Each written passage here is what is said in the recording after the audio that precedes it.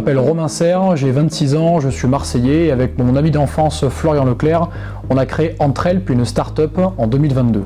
Entrehelp, c'est une plateforme qui met en relation d'un côté des étudiants en recherche d'un job étudiant avec des établissements pour personnes âgées, des EHPAD ou des résidences seniors, pour faire des missions d'animation intergénérationnelle à des tarifs abordables pour nos clients et avec une bonne rémunération à la clé pour nos étudiants. Le marché des établissements seniors en France, c'est plus de 8500 établissements répartis sur le territoire avec la plus grosse concentration d'établissements privés en région PACA. Nous avons démarré à Marseille avec plus de 90 clients potentiels. Aujourd'hui, Entrehelp, c'est à peu près une cinquantaine de clients, dont une bonne vingtaine de clients réguliers, avec plus de 400 animations à notre actif. On espère prochainement ouvrir une seconde ville, pourquoi pas Paris. Entrehelp, c'est une start-up créée en avril 2022. On s'est lancé sur le marché marseillais en septembre 2022 et depuis nous avons réalisé plus de 400 animations. Entrehelp aujourd'hui, c'est une société dans laquelle nous sommes deux cofondateurs, Florian Leclerc et moi-même, et nous sommes actuellement en train de recruter un alternant pour septembre 2023 et un stagiaire. Nous sommes incubés dans l'incubateur de start-up de Kedge et nous avons nos locaux là-bas. Nous comptons actuellement à Marseille de plus en plus d'établissements intéressés par notre entreprise. Nous avons recruté récemment plus de 300 étudiants parisiens, c'est pour cela que ce sera certainement la prochaine ville dans laquelle Entrehelp sera accessible.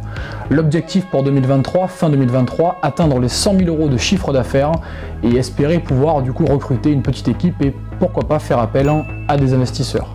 Romain et Entrehelp, vous avez un enjeu essentiel, c'est d'encadrer votre relation avec les étudiants.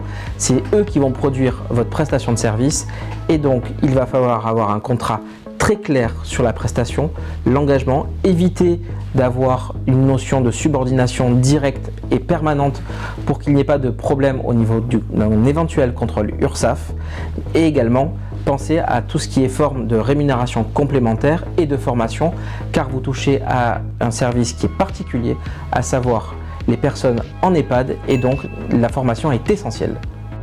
Alors petite question pour Mathieu, l'expert comptable. Cher Mathieu, en tant qu'entrepreneur, jeune entrepreneur, c'est vrai que la rémunération est au cœur de nos priorités. Quels seraient les moyens en amont d'une fiche de paie extrêmement coûteuse pour une jeune start-up de se verser, on va dire, une rémunération nous permettant d'arrondir nos fins de mois d'entrepreneur? Romain, la question de la rémunération est une question essentielle à toute étape de la vie de l'entreprise. Évidemment, quand on est en start-up, en début de carrière, on a peu de trésorerie. Mais ça ne veut pas dire qu'il n'y a pas de rémunération. Il y a ce que l'on appelle de la rémunération directe, c'est effectivement le salaire, mais de la rémunération indirecte avec tous les avantages que vous pouvez apporter. À la fois, par exemple, les indemnités kilométriques, les chèques cadeaux, les chèques vacances, la prise en charge de certains frais comme les remboursements de frais téléphoniques, de participation de loyer. Lors de vos déplacements, tous les frais peuvent être pris en charge. Vous avez également des bonus qui peuvent être attribués en fonction de certains critères. Vous êtes en déplacement lors d'une nuitée, vous avez ce que l'on appelle un per diem. Vous avez la possibilité de demander un bonus complémentaire sur le fait de ne pas dormir chez vous.